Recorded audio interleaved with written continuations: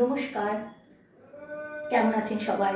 রিঙ্কুর প্রিয় রান্নাঘরের আরেকটি ব্লগে আপনাদের স্বাগত। কিন্তু আজকে তো সরস্বতী পুজো, আজকে রান্না বান্না কিছু না, সেই ব্লগ আমি করছি না। আজকে বাগদেবী আরাধনা আমরা কিভাবে করছি, আমাদের মতন করে আমি আর আমার ছেলে আমরা বাগদেবীর আরাধনা করছি, আপনারা দেখুন।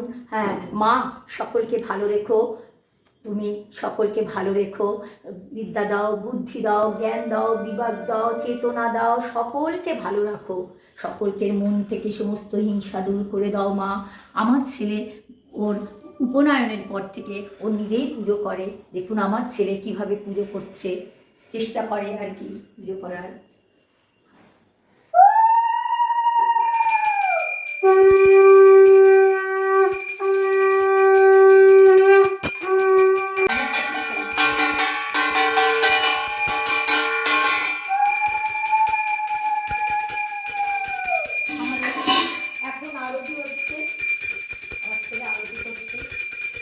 মা, আমার ছেলেকে বিদ্যা দাও, বুদ্ধি দাও, জ্ঞান দাও, বিবেক দাও, চেতনা দাও, ও যেন মানুষের মতো মানুষ হয় মা।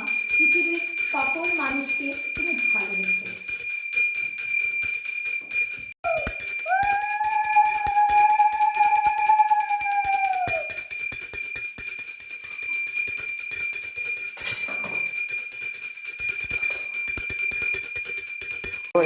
আমাকে দে, তুই আমাকে দে। হ্যাঁ, মুখ দে।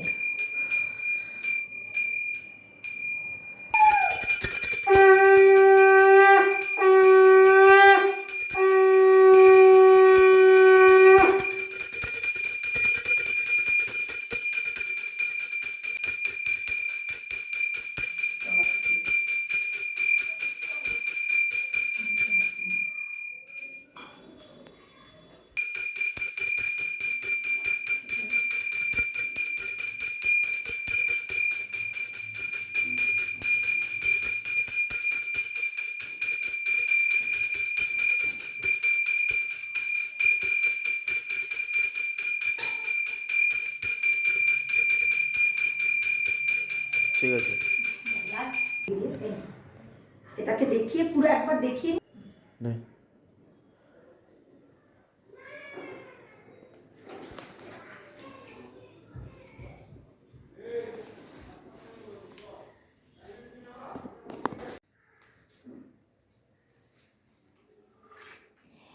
বন্ধুরা, আজকে তো সরস্বতী পুজোয় আমি ব্লগটা করছিলাম।